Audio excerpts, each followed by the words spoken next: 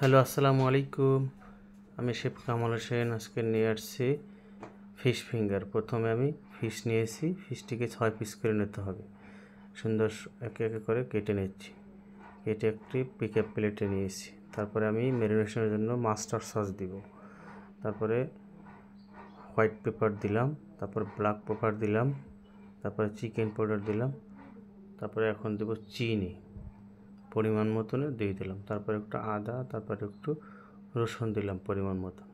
তারপর সামান্য একটু সয়া সস নিলাম পরিমাণ মতন।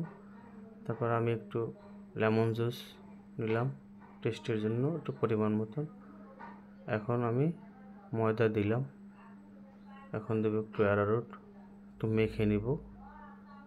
তারপর আমি মাখা শেষ হলে আর একটু আমি এখানে অ্যাড করে নিব লাল শুকনো মরিচের গুঁড়ো। নিলাম লাল শুকনো মরিচের গুঁড়ো। এখন আবার মেখে নেব। এখন আমার মাখা শেষ। এখন ব্রেড ক্রামের ভিতরে দিয়ে নেব। ব্রেড ক্রামটার সাথে ডাস্ট করতে হবে। এখন আমি ডাস্ট করে নিচ্ছি একে একে করে। এই প্লেটটি হচ্ছে 6 পিসের একটি প্লেট। আমি এক এক করে আমি ডাস্ট করে নিচ্ছি। এটি একটি সুন্দর খাবার, খুব খেলে মজা লাগে, মুচমুচে লাগে। সবাই একটু বাসায় ট্রাই করবেন। এক এক করে আমার ভিডিওটি কেউ টেনে দেখবেন না, ঠিক আছে? সম্পূর্ণ ভিডিও দেখবেন, তাহলে সব কিছু বুঝতে পারবেন। আমি আমার ডাস্ট হয়ে গেছে, আমি ডিপ ফ্রাইয়ের ভিতরে দিয়ে নিচ্ছি।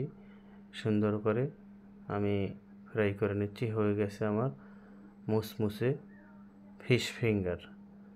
সাথে একটু সস নিয়ে নিচ্ছি। সসের সাথে কম্বিনেশন করে খেলে খুব ভালো লাগবে।